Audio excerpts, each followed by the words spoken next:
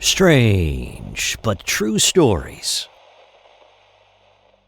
Tales from the light side, the dark side, and the other side. I'm Steve White. I would guess that a large number of us have had at least one experience in our life that we can't explain. Sure, we try to come up with a logical, reasoned explanation for that weird happening, and sometimes we even convince ourselves that it was nothing. But there's that little tickle in the back of your brain, right? That still wonders if you will ever have the true answer to that strange experience. Here are 3 stories sent to us by fans of SBT who have had strange things happen to them that surely has a rational explanation, but they haven't quite found it yet. The first story is from a mother who had a truly cuckoo experience 25 years ago. It was 1996. I was 21 and a relatively new mother to a 4-month-old baby girl. My daughter and I had traveled with my parents to my old hometown for a 4th of July family reunion and a family wedding the following week. We were going to stay with my aunt since it was going to be a relatively long stay in what had been my grandparents' house for the last 30 years or so. One night, my dad and his siblings decided to play some poker, as they usually did when they all got together. These games have been a running theme all through my childhood. All of the siblings and some older cousins would gather and play well into the night, while all of us kids camped out in the living room of whosever house we were in. Well, this year, being an adult, I was finally able to join them. So after my daughter was asleep, I set up the baby monitor and went to join the game. This was an older type monitor. No video, just sound. Had 2 channels, an A and a B channel, which you could select in case of interference from something on one of those. The only requirement was that both the transmitter and receiver had to be on the same channel in order for it to work. So as I said, I set up the monitor on the dresser and tucked my daughter into the portable crib and closed the door. When I got to the dining room, all was well, and I asked my mom if she'd heard me, just to test that the monitor was working properly, and she said it was, and we all started to play poker. Now, the big poker games with lots of players and kids running about were in the days of my own childhood. This particular night, no one was in the house except for my parents, my aunt, and 2 uncles, my daughter, and I too, of course. We're a few hands in, and all of a sudden, the baby monitor goes from silent to ear-piercing screeches of static. Well, I put my cards down, went to check on my daughter. She was fine, still sleeping away. So I checked the monitor.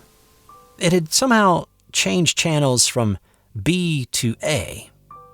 I slid the vertical switch back down to B, just figuring maybe I hadn't pushed it all the way down or something. I went back and resumed the game. About a half hour later, we're laughing, having fun, when the same static from the baby monitor fills the air. I double-checked my receiver and then once again headed to the room where my daughter was sleeping. Again, all is quiet, she's still sleeping, but again the monitor is on the wrong channel. I know I put it on B, but it's back on A. I shook my head and fixed it again, putting it on the B channel. This happens twice more in the next couple of hours. I felt bad for the constant interruptions, so I said I'd play one more hand and then go to bed as well. Right as I finished that sentence, the cuckoo clock in the living room chimed 12 times for midnight. I'm looking at my cards, not really paying attention to the other people at the table, and I don't immediately know that anything is wrong. Then I think to myself, oh, it's midnight, so it's Dad's birthday. I glanced up to say happy birthday to my dad, and I noticed my aunt has tears running down her face, and she's physically shaking. My dad and my uncle are pale white, and they actually look ill. It's then that I remember that it's also the 1-year anniversary of my grandfather's death. The happy birthday died on my lips. I reached over to my aunt to comfort her, and after a few minutes, I tried at least to make her smile and say, I thought you'd have gotten rid of that cuckoo clock as fast as you could. It was well known in our family that my aunt hated that cuckoo clock. For the last few years, she'd lived with my grandfather to help him out and take care of him because he had Alzheimer's. He loved that clock, so while he was alive, she couldn't get rid of it. She looked at me, still crying, and she shook her head. And she said, "No, you don't understand. That clock is gone. It's no longer in that room. I had your sister put it in her attic the day of the funeral." The clock that we had all just heard cuckooing, its annoying little bird chirp 12 times on the anniversary of its owner's death, was in the attic of a house 45 minutes away. It put the mysteriously channel-changing baby monitor in a whole new light as well. Something it never did again in the 3 additional years I used it. Pass the mic. Well, this story happened to my father in the 1990s. Sadly, he passed away 2 years ago, and I miss him terribly. This story is not one that he shared with many people. And the first thing you got to know about my dad was that he was a Baptist minister. He was a tough man, but very kind. He looked at life in black and white, never gray. He stayed away from all things paranormal, and certainly did not believe in ghosts or such nonsense. These are the types of people that often have things unexplained happen to them, and it shakes their world. My dad had a small country church for many years, but his true ministry was with the dying. He often ended up walking through terminal illnesses with people and being there for them until the bitter end. It was a tough job, and it did take its toll on him, yet he continued to do it and definitely had a gift in comforting the dying. One particular family hit him the hardest. I'll refer to his friend as Mike. Dad worked with Mike at a tool and die company, as Dad always worked a full-time job on top of being a minister. Mike's wife had died of cancer, and Dad got to know him well through that tragedy, and sadly, a few years later, Mike was diagnosed with cancer. He had children who were now in their teens, and Dad spent a good year or more sitting with Mike for hours until the very end. This one was especially hard for Dad. Harder than others before, I think for 2 reasons. One, they developed quite a friendship over the years, and 2, it was so hard for Dad to watch the children losing their second parent, and the grief and worry Mike had of leaving them behind. The day finally came when Mike passed, and Dad sat with him all day until he finally went. Then he came home, and he promptly went to bed. He was just worn out. He'd spent a lot of time with Mike in the final days of his life. Well, at 4:30 a.m., Dad woke up and he sat straight up in bed. And he looked at the clock and he noticed the time, and then he saw him. It was Mike standing at the end of his bed. Not the sickly Mike that Dad had been spending the final days with, but a healthy, happy, peaceful man, quietly looking at my dad intently. Mike didn't speak, but he made it known to Dad, telepathically, that he was okay now, and Dad didn't have to worry about it. His clothing was strange.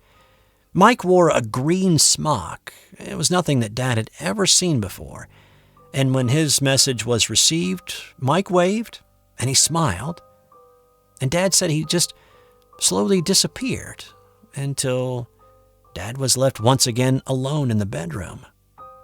But now, at least my dad was left with a peace that Mike was okay. I know this is a short story, but it's still a good one.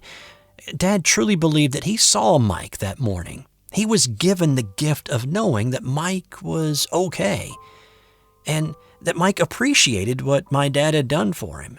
It left Dad with a peace that he needed after the long year of sitting there with his dying friend.